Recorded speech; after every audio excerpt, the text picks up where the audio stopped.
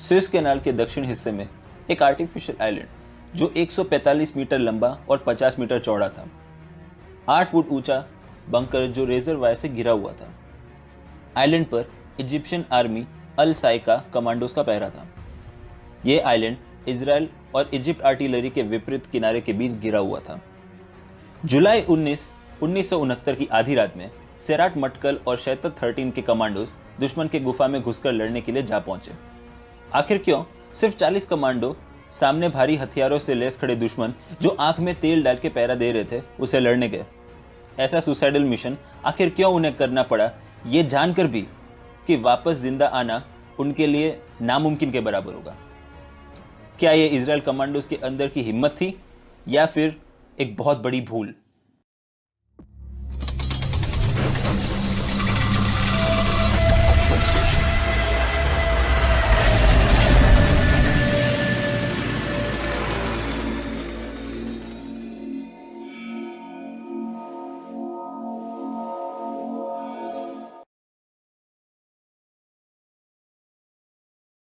Green island जो Israel और Egypt artillery base के बीच में था।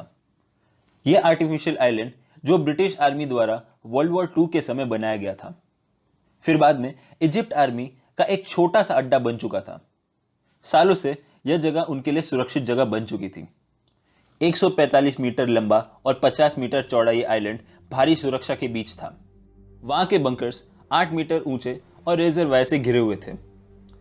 70 इजिप्शियन सोल्जर, 12 अल जायका कमांडोज के साथ 14 machine gun positions, 2 37 mm anti aircraft guns और 4 85 mm एंटी एयरक्राफ्ट गन्स सुरक्षा के रूप में वहां मौजूद थे। ऐसी भारी सुरक्षा के सामने किसी भी तरह की आर्मी वहां कब्जा करना तो दूर, आंख उठाकर देखने की भी हिम्मत ना करे। यह आइलैंड छोटा होकर भी उसके ऊपर कब्जा करना बहुत मुश्किल था। लेकिन इजराइल आर्मी की आंखों में वो आइलैंड किसी सुई की तरह चुभने लगी थी। वक्त था जुलाई 1969 जब इजराइल वॉर ऑफ आर्ट्रिशन में उलझी हुई थी। दुश्मनों के दांत खट्टे कर रही इजराइल आर्मी की नजर ग्रीन आइलैंड पर पड़ गई थी, जहां इजिप्शियन आर्मी बैकऑफ हमले की रणनीति तय करता था।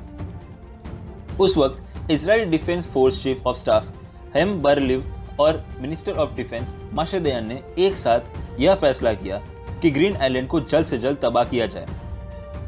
वह दोनों दुनिया को संदेश देना चाहते थे कि दुश्मन चाहे जहां भी हो और वह चाहे कितनी भी सुरक्षित जगह हो, वो कभी भी इजराइल के हाथों नहीं बच पाएगा।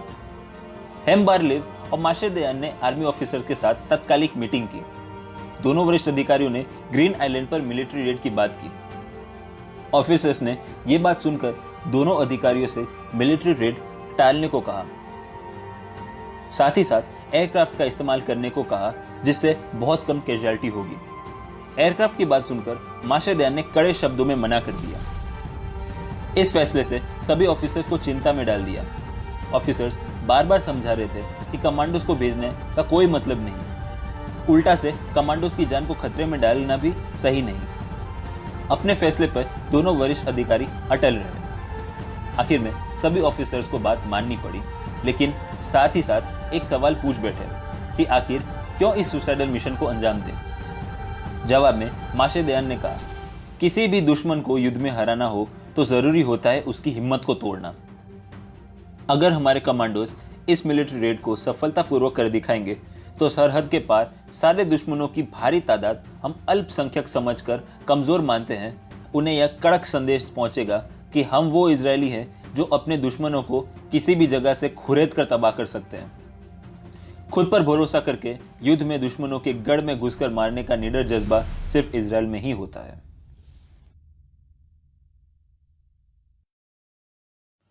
इजराइल आर्मी ने फैसला किया कि यह एक कंबाइंड ऑपरेशन होगा। इस कंबाइंड ऑपरेशन में सेराट मटकल कमांडोज और शैतर 13 नेवल कमांडोज को चुना गया। ऑपरेशंस को कमांड करने की जिम्मेदारी लेफ्टिनेंट कर्नल जिव आलमंग को दी गई। टीम का पहला मुख्य टास्क था 85 mm एंटी एयरक्राफ्ट गन्स को नष्ट करना, दूसरा टास्क था बिल्डिंग में घुसकर हमला करना और तीसरा टास्क था रडार और इलेक्ट्रॉनिक इंटेलिजेंस को डिस्ट्रॉय करना। इस ऑपरेशन में 2 ग्रुप शामिल थे।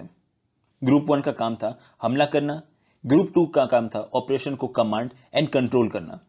मेडिकल फैसिलिटी भी प्रोवाइड करने के साथ साथ ग्रुप 1 को लो एम्यूनिशन होने के वक्त पर एम्यूनिशन प्रोवाइड करके कवर फायर करना।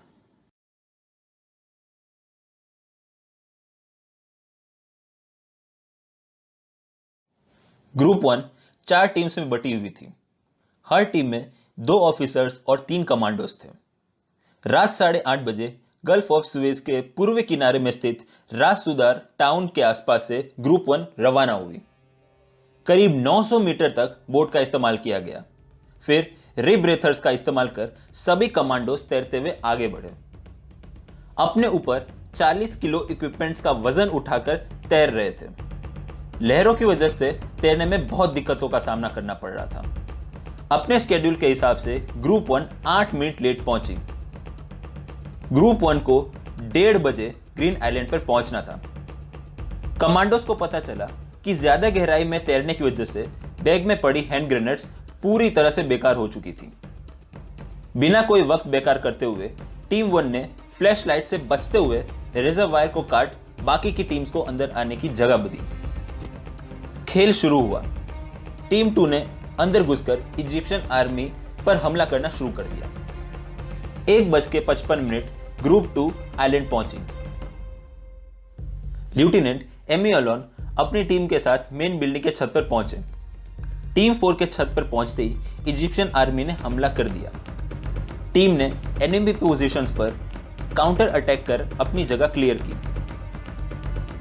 1 सेकेंड गवाए बिना भी लेफ्टिनेंट एमी अलोन और पेटी ऑफिसर रॉथ ने मशीन गन से फायर कर रही 2 इजिप्शियन सोल्जर को मार गिराया। इस एक्शन में पेटी ऑफिसर रॉथ अपनी उंगली गवा बैठे। लेफ्टिनेंट एमी अलोन के सर पे भी भारी चोट लगी। टीम के 2 और कमांडोज बुरी तरह से जख्मी हुए। टीम 4 ने बिल्डिंग के छत को पूरी तरह से क्लियर करके छत से ही नीचे टीम 2 को कवर दिया। टीम 2 को लीड कर रहे ऑपरेशन कमांडर ज़ैव अलमन ने ग्रुप 2 को अपनी तरफ आने का सिग्नल दिया। ग्रुप 2 में सेराट मटकल के कमांडोज सिग्नल पाते ही तुरंत अपने फॉर्मेशन सेट कर टीम 2 को बजूका और लाइट मशीन गन से कवर फायर देते हुए आगे बढ़े। ग्राउंड पर पहुंचते ही ग्रुप 2 ने इजिप्शियन सोल्जर पर काउंटर अटैक किया। इजिप्शियन सोल्जर ग्रुप 2 के काउंटर अटैक को ज्यादा झेल नहीं पाई और सभी वहां मारे गए।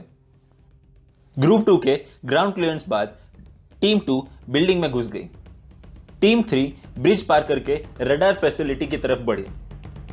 टीम ने मशीन गन पर पोजीशन लिए इजिप्शियन सोल्जर को गोलियों से भून डाला। टीम 3 ने रडार फैसिलिटी और इलेक्ट्रॉनिक इंटेलिजेंस को नष्ट कर दिया, लेकिन टीम 3 के हमले से बचकर एक इजिप्शियन सोल्जर ने टीम पर हैंड ग्रेनेड से हमला किया। इस हमले में 2 इजरायली कमांडोज मारे गए। अपने आप को जैसे तैसे संभालते हुए बाकी के कमांडोज ने इजिप्शियन सोल्जर को मारकर जगह पूरी तरह से क्लियर किया।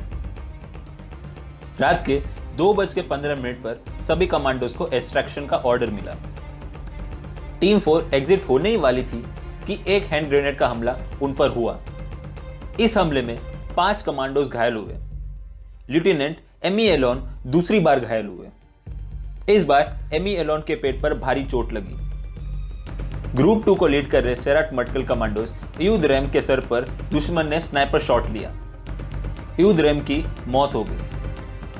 कैसे भी करके ग्रुप के सारे कमांडोज 2:55 को ज़ोडिएक इन्फ्लेटेबल बोट के पास पहुंचे, लेकिन रडार से अलर्ट हुए इजिप्शियन आर्मी जो आइलैंड से दूर आर्टिलरी बेस पर थे, उन्हें तुरंत सिग्नल मिला और सिग्नल पाते ही आर्टिलरी से हमला कर दिया। कमांडोज के सारे बोट्स नष्ट हो गए। अपने आप को बचाते हुए कमांडोज ने 80 किलो एक्सप्लोजिव को आइलैंड पर प्लांट करके 3:10 भाग गए। सभी कमांडोज पानी में तैरते हुए आगे बढ़े। कमांडोज के शरीर को जख्म ने छल्ली कर दिया था। तैरते हुए कमांडोज को बड़ी समस्या होने लगी। एरो की धार से लड़ते हुए कमांडोज 400 मीटर तक आगे बढ़े।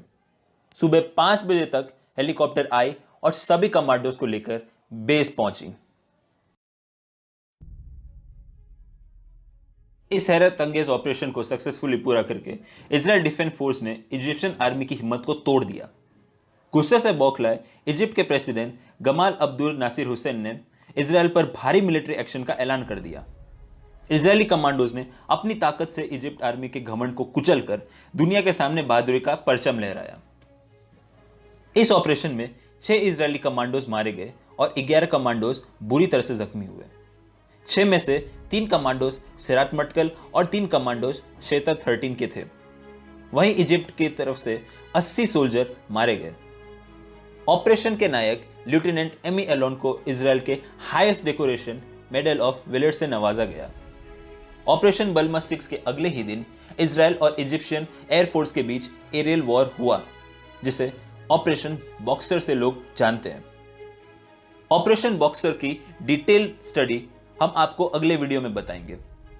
तब तक के लिए हमारे वीडियो को सपोर्ट करना ना भूलें और चैनल को सब्सक्राइब करना भी ना भूलें। जय हिंद, जय भारत।